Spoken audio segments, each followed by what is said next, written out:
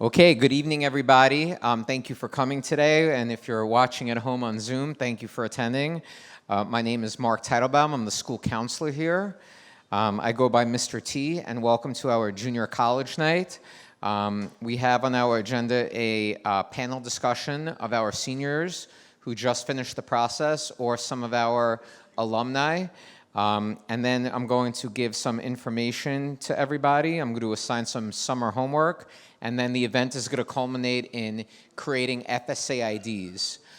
Those of you at home, if you have any questions, please put them in the chat, and I will make sure that we answer questions before we start the creation of FSA IDs. Also, I will make sure that the FSA ID website goes up in the chat so you guys watching at home could also have a chance to create FSA IDs. So we have a panel. So starting to my immediate right, I'd like each panelist to state their name, their home school, and their post-secondary plan if you're a current student.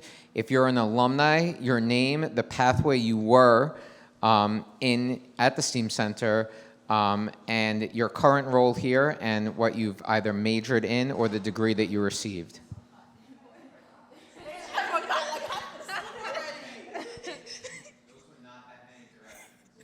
That was a lot. Again, alumni say one thing, students say the other.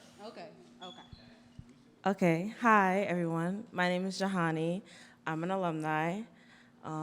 My pathway at STEAM was film and media, and my current role is film and media's TA. Where do you go to school? I go to the City College of New York, and I'm studying, my major is film and video production with a minor in journalism. Hello, everyone. My name is Nikosha Whittle. When I was in high school, I went to the High School of Global Citizenship. I currently intern here at STEAM. I work with Mr. Teitelbaum in the counselor's office. I just graduated the University of Bridgeport in my degree in psychology and a minor in human service, and I was a part of the culinary arts pathway. So my name is Joanna. I'm a senior in the design and engineering pathway. The college I committed to was NYIT, New York Institute of Technology, and my major will be graphic design. Is that everything? Hi, my name is Madison. My home school is Bedford Academy, and right now I'm in the culinary pathway, and I'm going to Delaware State come the fall, and I'm going to be majoring in journalism. Hi, my name is Nasim. My home school is Bedford Academy. I am in the construction technology pathway, and I'm going to Morgan State for the fall 2023, and I'll be studying psychology. Hi, everyone. My name is Jennifer. I go to the High School for Global Citizenship, and the pathway that I'm in currently is film and media. I will be attending Queens College in the fall, and I will be majoring in psychology and minoring in photography. Hello, everyone. My name is Matthew Campbell. My home school is Medgar Evers College Preparatory School. My pathway here at STEAM is design and engineering, and the college I committed to is Rensselaer Polytechnic Institute, or RPI, and I'm going to be majoring in electrical engineering. Hi, everybody. My name is Elijah Alexander. My home school is Benjamin Banneker Academy. At STEAM, my pathway is construction technology. This fall, I'm going to Syracuse University to study civil engineering. Okay, thank you. So I'm going to ask each panelist the same question. You guys will have about a minute to answer. It's okay if you go a little bit less. We're going to start, we're going to snake, so we're going to go to my left this time. So we're going to ask Elijah, how was the college process for you? Was it easy or difficult, and what made it that way? For me, the college process was really difficult. I had a lot of resources to help me out with this program at STEAM and my other programs and my guidance classes at school. They helped me out with my personal statement.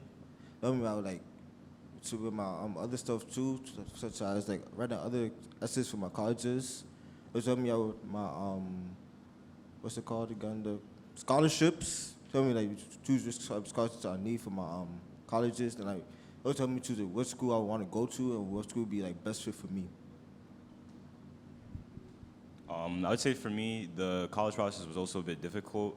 It really came down to more of the college picking process for me because a lot of the colleges I had on my list were all had a lot of the same thing with a lot of similarities to STEAM where they had hands-on like project-based learning. They had internships and like networking events. But like coming down like narrowing it down to where I wanted to go, it kind of just came down to like money and definitely the scholarships. In the fall semester when we had PSP, having PSP like helped us narrow down like all the resources we needed for what we needed for college. So in terms of like scholarships, making sure we had our FAFSA on time, the TAP, stuff like that. Making sure we have all those resources down like helped the process ease down a little bit. So, my college process was kind of difficult because at first I wanted to go away for college, but that discussion was kind of hard between my parents and I. So, when it came down to me picking a college, I had a difficult time because my parents wasn't really on my side for going away, but at the same time they wanted me to go away. It was kind of hard, but when it came down to like the last week of April, I had to make a decision. So I just went with what my gut told me to do, and I committed to Queens College. I would also say for me, the college process was kind of difficult as well. For me, I wanted to go away for college, but I waited like too long. So I was given several options, but I was mainly focused on one school. And you probably shouldn't do that. That's not the best decision. Remember to always diversify yourself. So I ended up choosing Morgan State as a last resort. But I also did have help from STEAM and my home school because Bedford Academy provided us this class where they helped us fill out FAFSA, fill out TAP, do CUNYs and SUNYs. So I was able to choose a good college out of the ones I really wanted to go to. The college process for me was also very difficult because, like Nas said, I was stuck on one college specifically, and I was like, I'm gonna go here, I'm gonna go here. And then when I started to get accepted into more colleges, and it was crunch time to make a decision, it was hard to just pick one school because each school offered me something that I wanted. But then I had a conversation with my parents, and we sat down. We had a conversation whether I wanted to go away or not. So that also, That also was a big factor in the college that I picked, which is Delaware State. For me, the college process was difficult because at first I did not want to go to college. I just wanted to go to work because based on the career path that I want to go to, I want to be a graphic designer. And I didn't think that I needed much college experience to get into that field.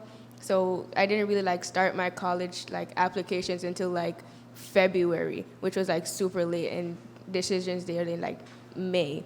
So that was difficult for me. Besides that, STEAM helped me a lot with that decision. By coming here, talking to the guidance counselor or my teacher, they told me what would be best for my career path and what would work for me. So if college was a good fit or not, and also with my help from my homeschool there, it was okay. But for the first part, it was fairly difficult because I didn't want to go to college. So yeah. So the college process for me was pretty difficult as well. I was a part of the graduating class of 2019, and I was sharing my guidance counselor with a different school, so it was hard to get the answers that I needed for certain things. Especially also, I was dealing with the loss of a parent. So my grandparents, they're from out the country, they're from Trinidad, so they didn't know much about the whole college process either. So that's the only thing I would say that made things kind of difficult. For my college process, it was in between good and difficult. I had the support of both my homeschool and STEAM. They helped me find out different grants, scholarships, and stuff that I could apply for to help pay for it. Unfortunately, one of my parents was being difficult during the process, and he wouldn't really give me the information, so I had to literally fight for it. But besides from that, it was good. Okay, thank you. The next question is, are there any college trips or fairs that you might have attended that helped you in this process? And if there was specifically one thing, or one fair, or one trip, how did it help you? The alumni question's a little bit different for the two alumni who are going to start. So now that you've reflected on your either completion or your first year completed of college, what do you think is one thing you would have changed? One thing I would have changed was the classes that I took in high school. So because of the fact that I had most of my credits that I needed for high school, I applied for a College Now program at Medgar Evers College. And within those classes, I'm able to transfer it to any CUNY college that I go to. Because of that, I just picked any class that I just saw and was interested in, and I didn't really take into account of the fact that those classes would affect me in the later on future. So that's like one thing I highly suggest, that if y'all are in a College Now class, make sure that you're choosing a class that's gonna help you and that's like towards your requirement, like English, math. If you're taking a philosophy, do psychology or sociology. Like any class that requires your major, take it, because that's one, it's going straight onto your transcript as soon as you get there, and that's just less money that you're putting into it. So one thing I would change would be how much research I done, because the amount of schools I applied for, I didn't apply to that many schools. It's hard to apply for schools if you're not really sure what you're gonna do or what you're gonna get involved in. So the current school that I just graduated from, University of Bridgeport, I went there because the admission counselors were telling me everything I wanted to hear. But it's different when you actually go to the school and then you talk to the students. They give you a different perspective. Admissions counselors are getting paid to tell you what you want to hear. So the school isn't bad, don't get me wrong, but I definitely could have went to somewhere better and more affordable, because the University of Bridgeport is expensive. But that's the only thing I would say that I would do more research on, more like schools.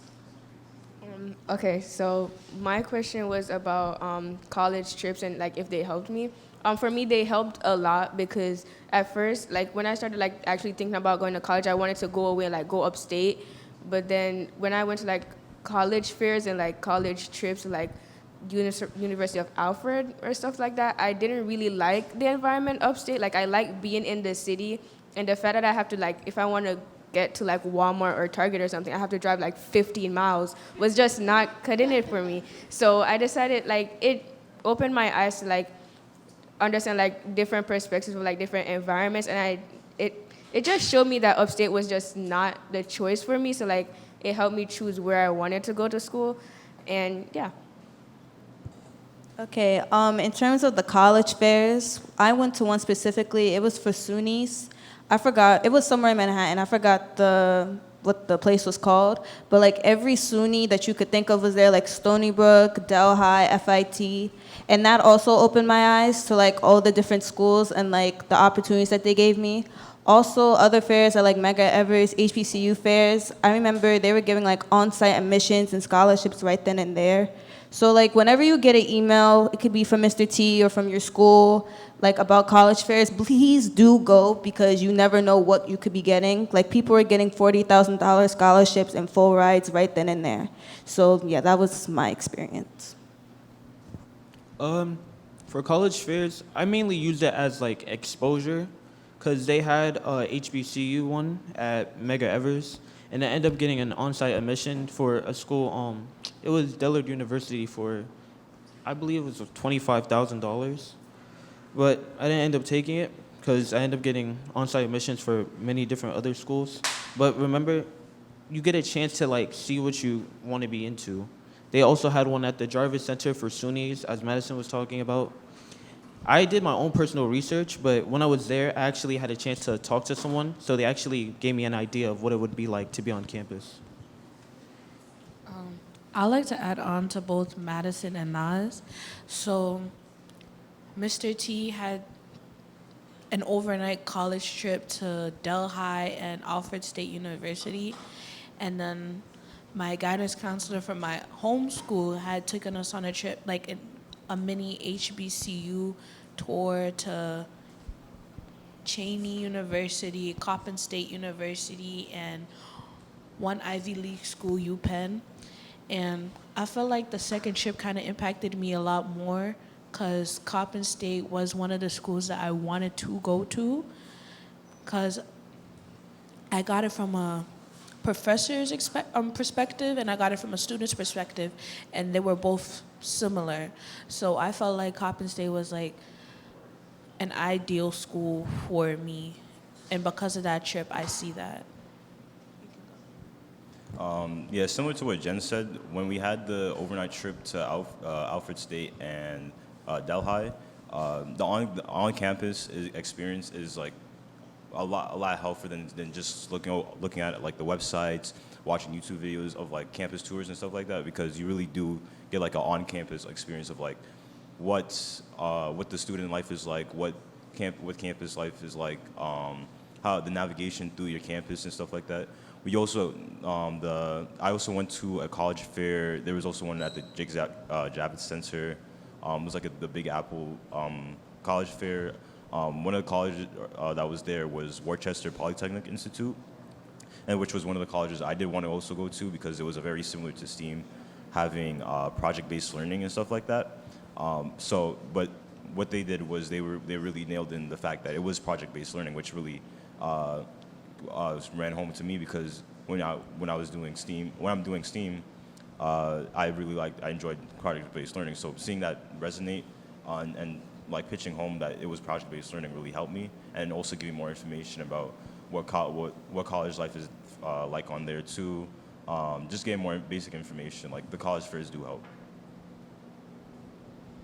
To add on to what everybody was saying, it's all really about exposure, to be honest. Because like during the trip, I was excited to go because I got the exposure I wanted. I got to see like what I wanted to do, like where I wanted to go. Being upstate really helped because I got to see like the difference between being in the city and being someone that's actually like quiet. I actually like being someone that's quiet, so I guess that made me realize that I wanted to go upstate. And also just like seeing the different types of programs that each college gave also sparked my interest. That's where I wanted to be studying civil engineering. Okay, so last question that I have for the panel. What is one piece of advice that you would give yourself now at this same time last year? Can anybody go? No. That's fine. I'm just kidding. That's yes. Oh, okay. I'm so sorry. That's on me. There's a lot of advice I want to give myself from last year to now. One of them being, I'm not saying don't listen to your parents, but listen to them in the college decisions, because at first I really wanted to just go with my gut and go away, but then there would have been so many challenges that I would have to face on my own without my parents. So I would say, one, listen to your parents. Two, do your college research now, because most of my friends waited until like the last minute to do college research, and it kind of impacted them for the worst and for the better. But I say start now, and yeah, that's it. If I were to give myself advice from last year, I would say cherish. Not last year. You're going from when you were finishing high school. What advice I would give myself in my high school self? Yes. Okay, you guys can go ahead. Can I go? For me, I would give myself advice like do research earlier and like try to figure out what I want. Like, it's okay to not know what you want right now, but like at least like try to get an idea of like where I want to go, because I waited like extremely last minute to get stuff done, which like make the college experience like super stressful for me. Like, I absolutely hated it. I did not want to do it because I waited until like January, February to like actually get my personal statement done and stuff like that. So I would tell myself like start early and like look into more scholarships and stuff and like take all the opportunities I get, because I got opportunities, but I was just like pass them to the side because at the time I did not want to go to college. So yeah, just take all the opportunities you could get. Okay, I thought about it. So, I would tell my high school self like to cherish like the small moments and to have fun, because I feel like I was so caught up with my future, what I was gonna do, that I wasn't really enjoying being young. Like I still have that like mindset now, but I'm proud of myself because now, like, you know, I'm being more social and I'm taking that advice now. All right, I'll go. I would tell myself, don't stay one-track minded, meaning that like open up your mind to different opportunities. You don't want to stay focused on one and then that opportunity ends up failing you, because no one actually wants that. So just try to like diversify yourself. Like, it's okay. Like, just try to go for different options. Yeah, adding on to what Nas said, definitely be open-minded about the different opportunities open up to you, especially at STEAM. STEAM offers a lot of opportunities. Right now, they have the real estate program for some of our students they're 18 years old. They're learning how to do real estate right now. So, you know, if you want to do anything into real estate, be open to that. There's some people in construction that, you know, want to go straight into work, and that's fine too. Just have an open mind. Make sure, also to all the resources that are open to you, because Mr. T next year is definitely going to hammer in a lot of things. Like the FAFSA, he would not stop telling us, like, guys, the FAFSA opens October 30th or October 1st. So make sure you get the FAFSA in like as soon as possible, because so they like also being alert to those things. A lot of reading your emails a lot too, because Mr. T will send a lot of scholarships, make a lot of reminders, and if that doesn't hammer home to you, it's Mr. T is gonna be on your head on it. So. Okay. One piece of advice I would give myself is to check your email daily. Like, there's a lot of times where I did not check my email, like when Mr. T was emailing us about financial aid meetings and this, that, and the third. Then I would look at it the day of and be like, Mom, we have to go. And they should be like, we can't go to that. But check your emails, especially like when it's around FAFSA times and all that type of stuff, you know, sending in your transcripts. Just make sure all that stuff is straight, because you don't want to be waiting to the last minute and then you don't have your stuff and you have to, you know, you can't make your decision when you want to make it. Yeah. One piece of advice I would give myself was to like stay on top of my tasks and deadlines, because there's so many times where I would say I was going to do something, but then I never did it. And then I just missed like a few scholarships or there's opportunities. So if I was me last year, I would tell myself like stay organized and like stay on top of your tasks. Everyone went? Oh my God. Okay.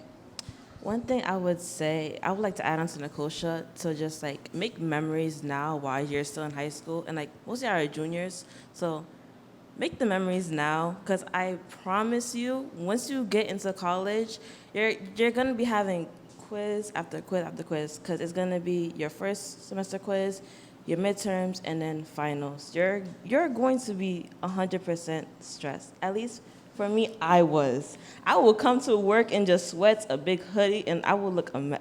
I'm telling you, I was stressed, and I regret not making the memories in high school, even though I couldn't, because I was in between COVID, and in my last year, I was just focusing on like my future.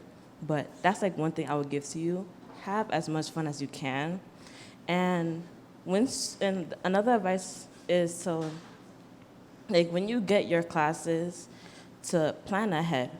That's the one thing I would tell anybody when you're finishing or starting college. Plan ahead in advance. Because I swear, once you plan, you already have like a structure in your head of like where you want to go. And if you take that to your advisors, they're automatically gonna help you with that plan. So then you could at least try to graduate at least in the 4 years, and you're not just stressing it by yourself.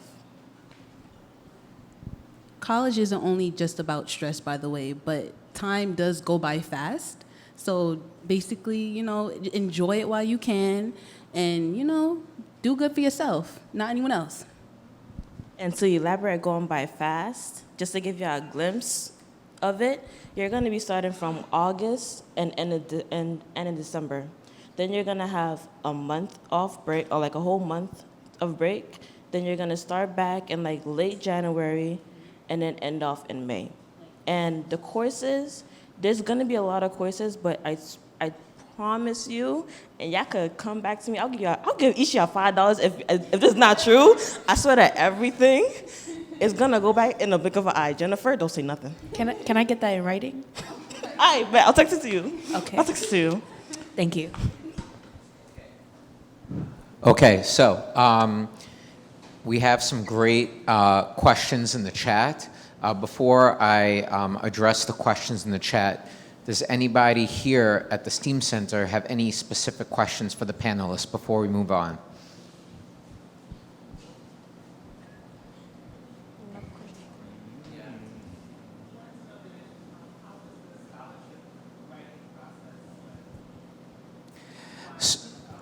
So the question was about the scholarship application process, which is one of the questions in the chat, which is always one of the questions. So yes, who would like to respond about the scholarship application? Let me go first real quick. I'm so sorry. You got it. It was very, very difficult because Mr. T would send out emails about scholarships and I would click on it. I'm filling it out. I'm thinking, oh my God, I'm almost done. Nope, they send me to another link and then I finished that link. I'm like, oh my God, it's finally over. Nope, they hit you with another link. So I found that really difficult because they wouldn't let me know, hey, you're done. Just wait for another email saying if you got the scholarship or not. It made it more difficult that they kept sending link after link after link to complete the scholarship.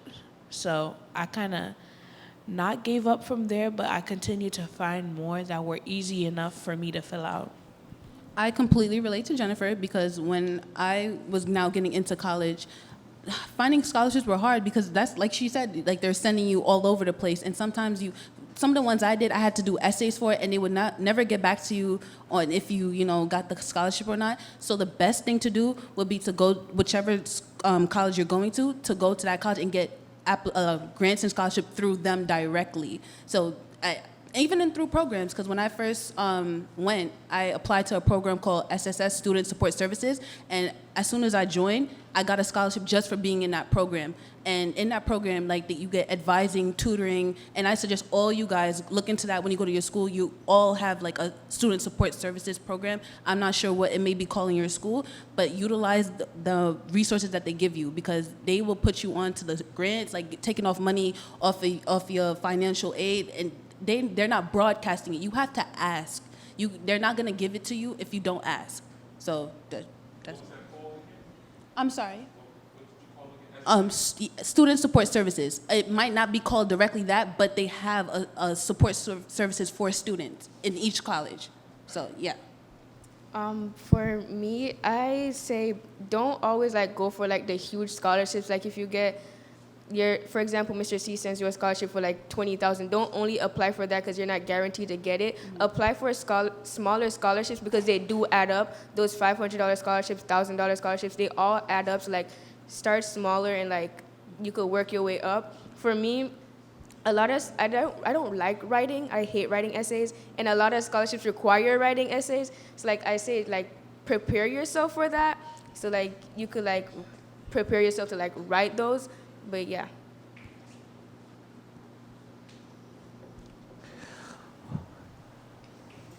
So first and foremost, thank you so much for sharing.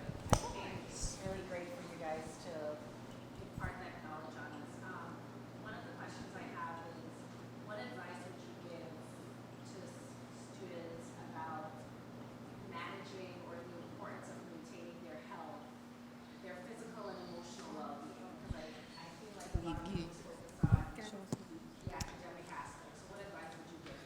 could speak on that heavily because Mr. T would be on my behind 24/7 asking me if I'm taking care of myself. One thing I would say is to it just follows into time management. Like, you have to make sure that you're doing everything that you need to do, but then also worry about yourself. Like, even if it's like taking like a 30-minute shower or hour shower, that's self-care. You just going to a nail salon, doing your hair, doing your nails, that's just self-care. Like, anything you're doing for yourself, that just counts as self-care. It don't have to be like you going to like a spa or just taking a vacation or whatever. Anything that you're doing for yourself, that counts as self-care. And it is highly recommended. Okay. Highly recommended, especially when you're like going to transition from like high school into college. I apologize, but because that question was not repeated by me in the Zoom, they didn't know. But the question was about the importance of self-care in the college process and also in college itself, how important that is and how the current college students are dealing with that. So like you said, self-care is very important. I struggle at my big age now to find a way to actually like woo-saw. But I feel like the best thing to do is anything that helps you, literally. It's not until I got into college I learned about mindfulness. And I wish they taught me about it in high school, because I feel like if I practiced it in high school, I would have been prepared for all the stress that came with college. But I like to listen to music, and I just like my me time, my alone time. It's only so I'm in school now to work in the social work field, so I'm interacting with people constantly, and that can take a toll. So I just love my me time to just vibe by myself and just recuperate for the next week that I have to go to interact with more people. But it's extremely important, because if you don't if you don't take time out for yourself, you're gonna experience burnout, and then you're not gonna be able to show up for others and yourself. For me, the advice I would give is it also falls under time management. Like, the college application could like be very overwhelming, and like if you don't take time for yourself, you will literally burn out. For someone that likes to like expand my extracurricular activities, like I like to do a lot of things at once. So like I'll be in like 6 different programs while I'm doing STEAM and school. It's like I don't really have time for myself. I don't suggest doing that. I said, yeah, you could take all the opportunities you want, but still like have like that 2 hours or an hour for yourself after school, or like during that time, so like you don't end up like exploding at the end of the day.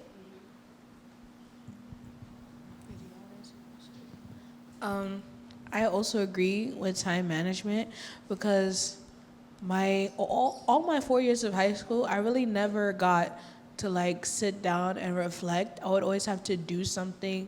Like, there's one after school meeting, then another after school meeting. Especially this year, you don't understand the amount of times Mr. T would come up to me and be like, "Oh my God, are you ready for this meeting?" And I'm like, "What meeting are you talking about?" And that just proves to show that I need to take time for myself and like relax more, because there could be so much meetings in the world and I won't remember them because I'm always doing something else. I'm always preoccupied with other things.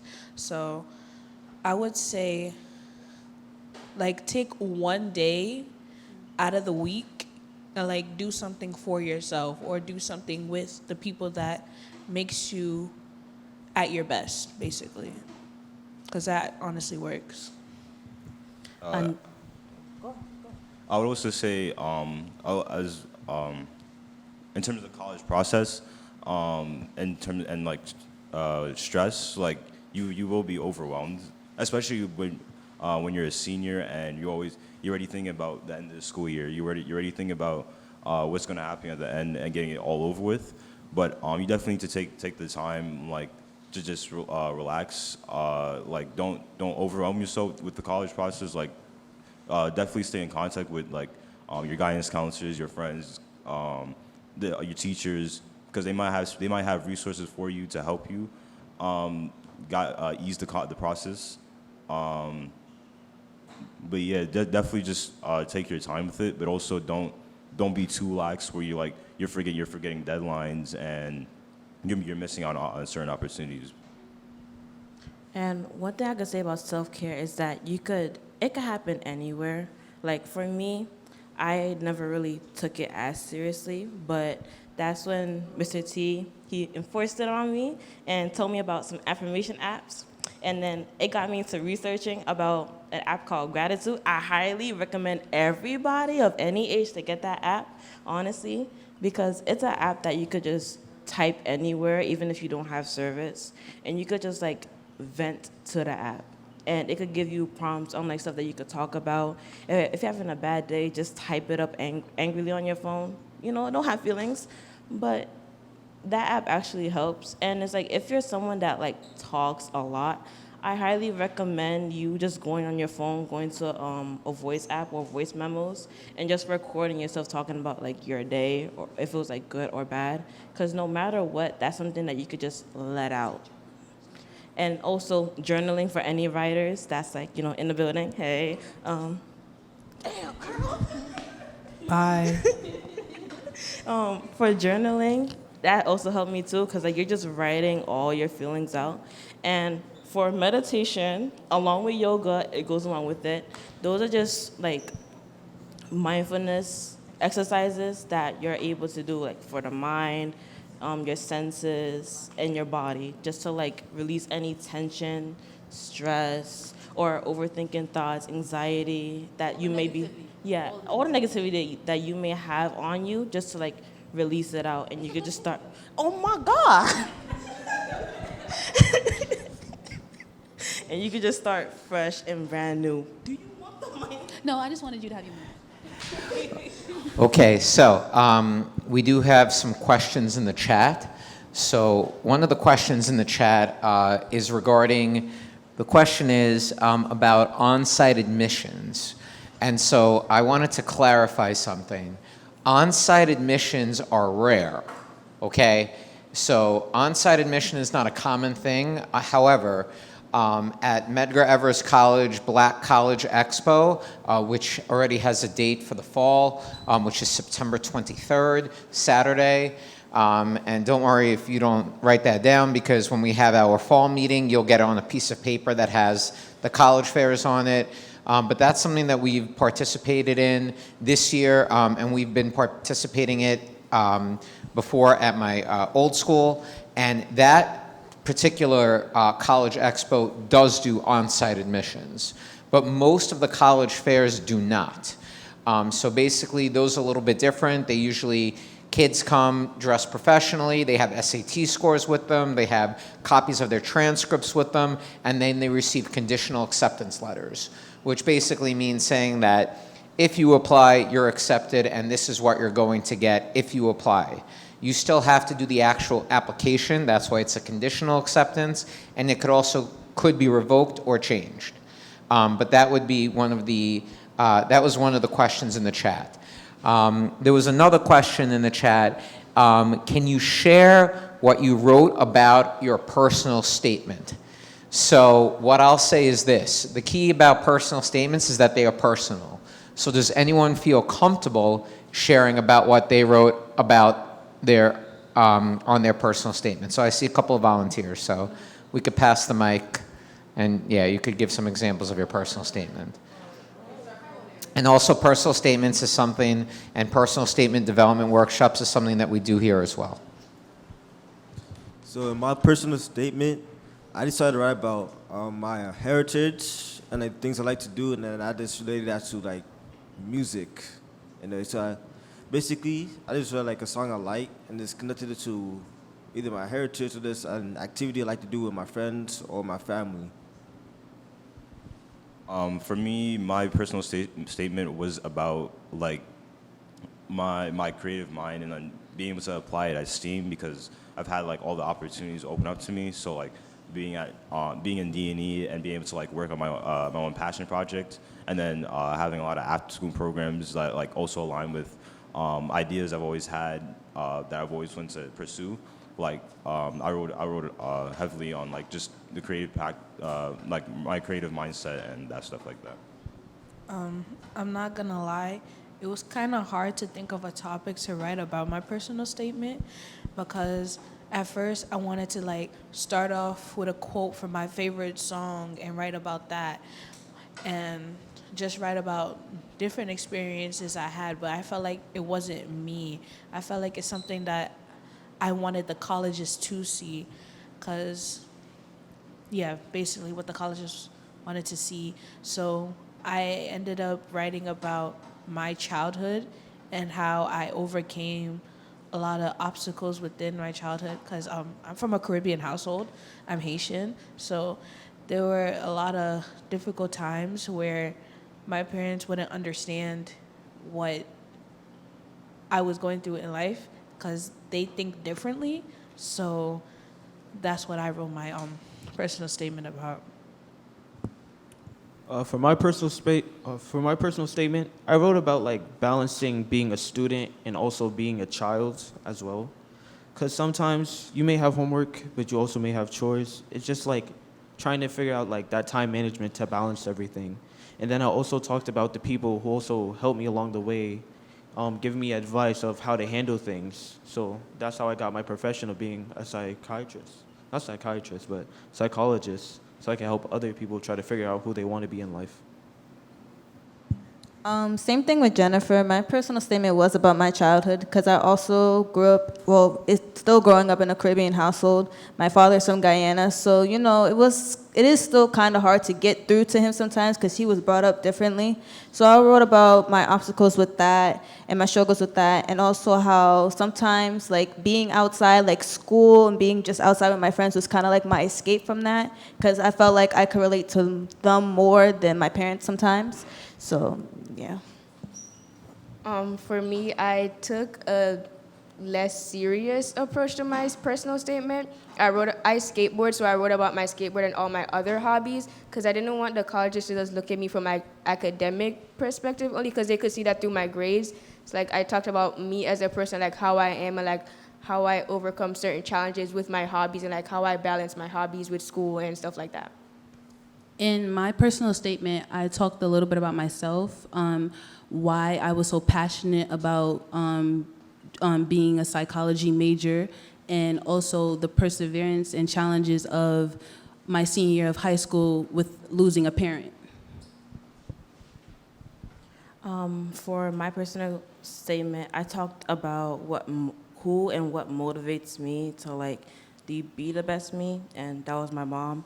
So in the essay, I mainly talked about her experience, how it was for her, because she is a Latina. She grew up in Honduras. It was a hard time for her. She never really went to school until she came to New York. And for the fact of her, mind you, she was born in Honduras, so she didn't learn English. She learned English coming here for like the first year or so.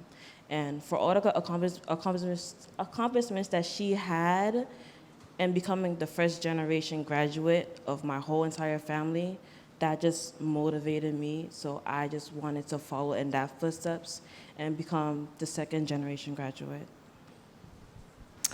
Okay, I think there's one more question. I'm not sure if it pertains to anybody on the panel or not, but did anybody have to go through a interview with a college before they were accepted? 2. So could you please describe what that process is like, and maybe if there's something that, a question that particularly caught you off guard or something you didn't expect? This was like during the college process. It was for like more of the Ivy League schools, like UPenn, Princeton, and one other school. But I signed up for interviews with them just to get a feel of like what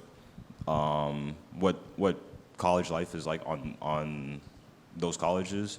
They kind of go with like a lot of like basic questioning, like what do you want to major in, what's like your current student life like now. I wouldn't say there was anything outstanding about any of my interviews, but I would say that it's about like how I connected with like the alumni there, because both for the one I did for UPenn and Princeton, I think I connected a little bit more with the UPenn alumni because like they were also from New York, and they were able to tell me a lot about like the connections between or like at least like commuting wise, like what was like commuting in like New York and how it's kind of similar in Pennsylvania and stuff like that. So depending on how you connect with your alumni too, it could affect how your interview goes.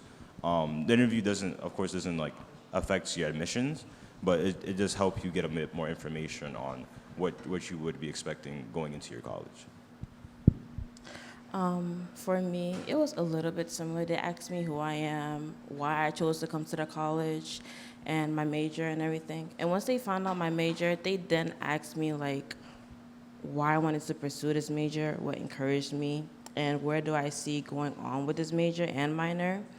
And then after that interview process, they had me do a practical exam where they would test for my academics and along with equipment-wise, because of the fact that in the film industry, it's mainly working with equipment.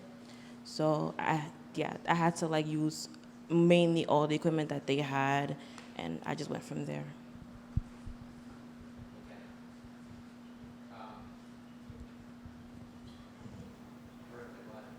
Your mic.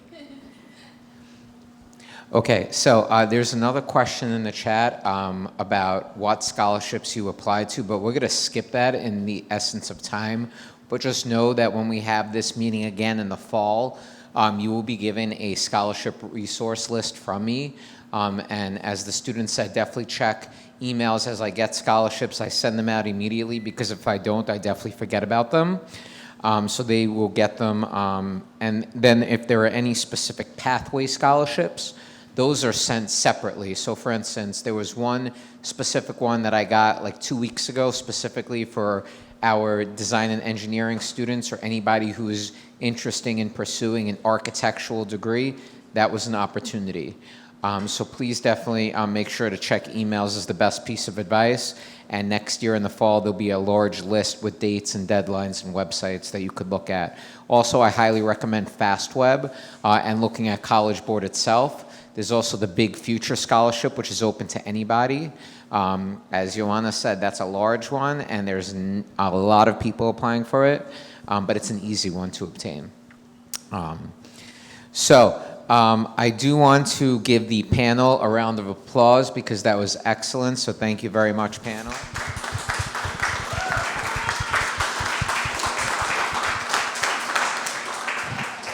And I just want to go over some information before we move on to creating FSA IDs, which we will in the in the computer lab across the way.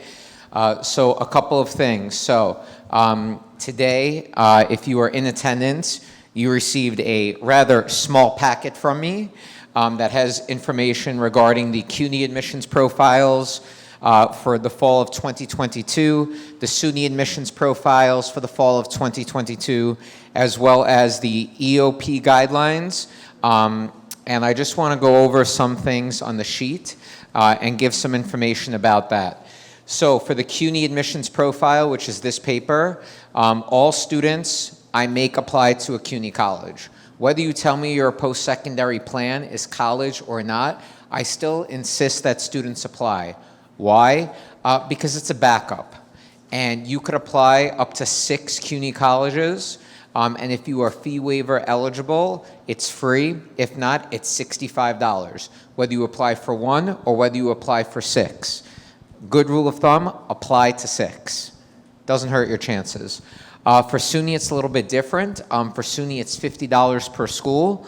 There also is a 2-week window in the fall where it will be completely free for anybody who applies for SUNY. And then there's also SUNY fee waivers for students who are eligible for them based on economic guidelines. And those guidelines are clearly outlined on the last page of this packet.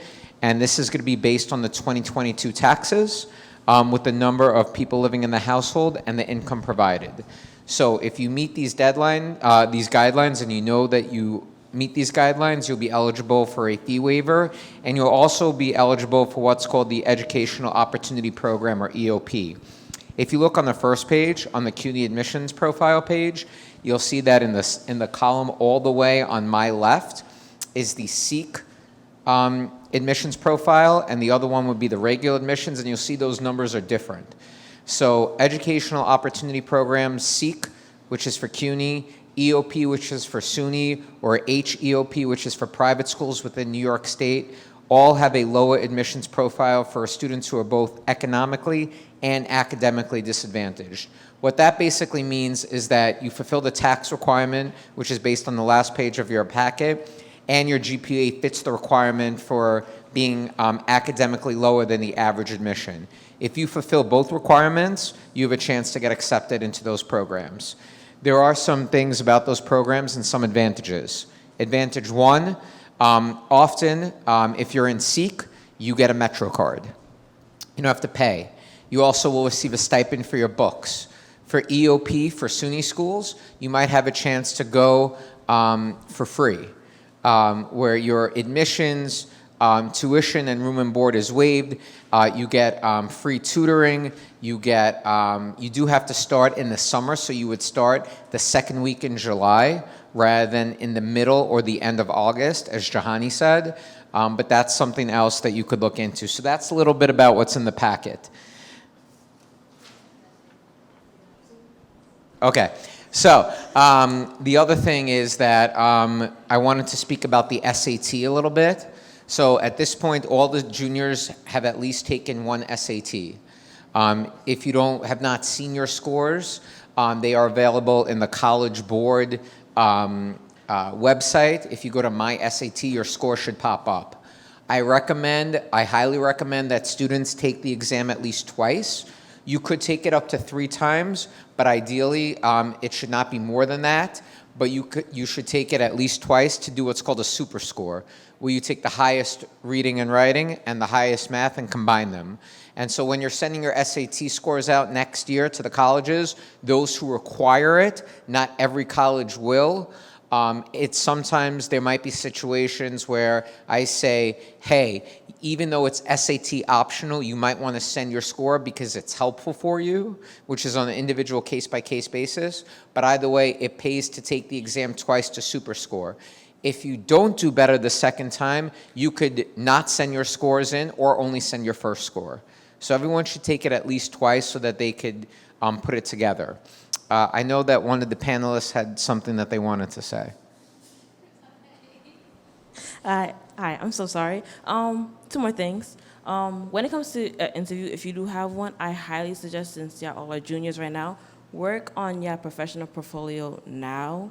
That way you're able to take it to all the colleges and they can see that the work that you have done, and they know that you have experience in it, because it goes a long way if you're gonna pursue it from like now to like later on in the future. And when it comes to the personal statements, I highly recommend that you start it now as a junior instead of waiting to do it the last minute. Because again, a lot of times, a lot of colleges, they don't do interviews, so your personal statement is your interview when it comes to it, because they're getting a little feeling of like who you are as a person and why they should open their doors to let you in. That's all I gotta say. Okay, so there's a question in the chat about fee waivers. What makes somebody fee waiver eligible? Which is a great question. So the answer is that it depends on a few things. One, for the CUNY application, it is based on whether a student is on free or reduced lunch in the system. So each school gets a certain amount of waivers based on the lunch forms, which is why the lunch forms are so critical. If you do not fill out the lunch form, automatically you are considered a full price lunch and you might not be eligible for a fee waiver.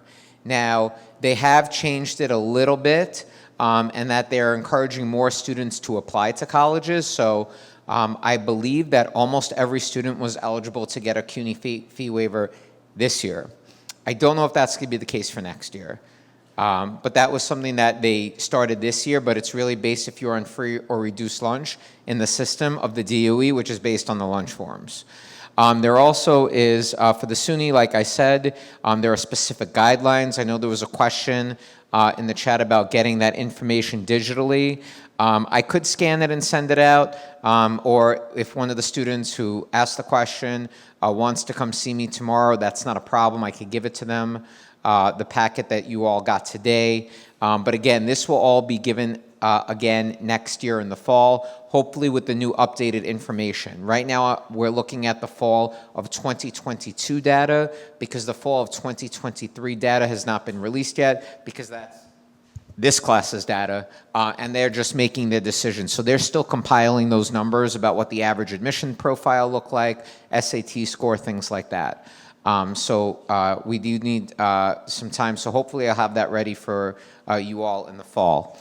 The last thing I'm going to do before I ask if anyone has any last questions before we start creating FSA IDs, for those of you who are here tonight and for those of you who are watching virtually, putting it in the chat, is I wanted to discuss about your homework assignment. And so I'm going to ask that students and families really start having dialogues about creating a college list. What kind of colleges are we looking for? What are we thinking about majoring in? And the good news is I'm giving you a whole summer to do that. And so when you come back in the fall, everyone ideally should have a list. These are the CUNYs I want to apply for, these are the SUNYs I want to apply for, and these are the private in or out-of-state schools that I want to apply for. There's also the Common App, which is another way where students could apply for multiple colleges at once. And that fee waiver is waived by the guidance counselors in the homeschool, again, based on the lunch forms. And there is also the HBCU Common App if you're interested in HBCUs. However, not every HBCU is on the HBCU Common App, so you might have to use the regular Common App. It's a little complicated, but we will get through it without a problem like we always do. I think if you ask the students where they were in the beginning of the school year and where they are now, they probably will reflect about what they didn't know and now how much they actually do know. So before we conclude with the creating of FSA IDs, are there any questions internally here at the STEAM Center or in the chat before we start creating FSA IDs? Chavez, there are some questions?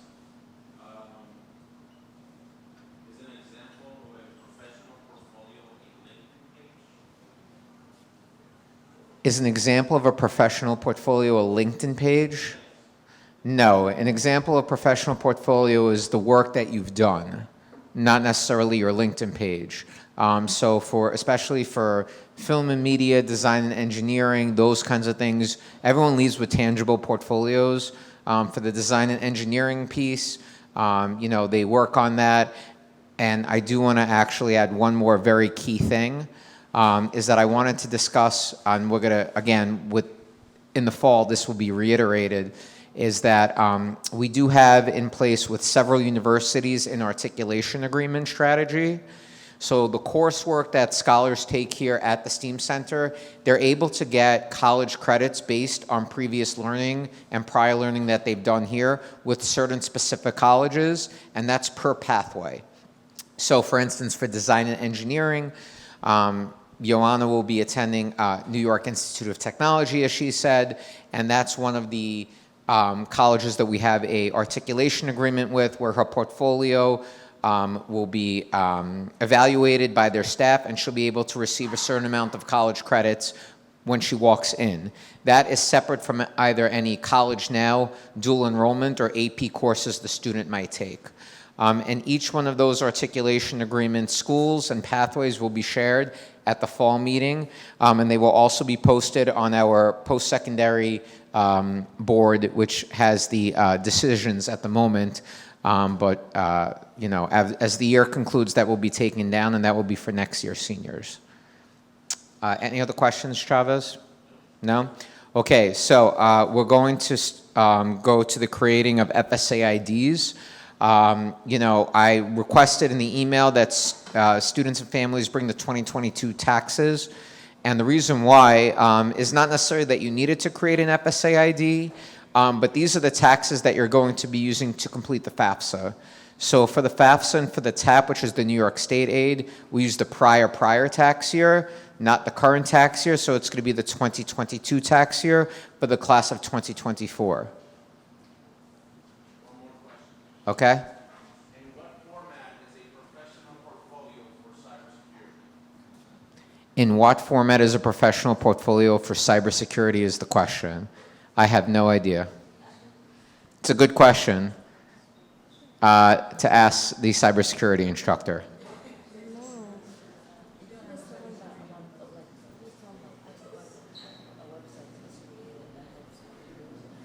Yeah.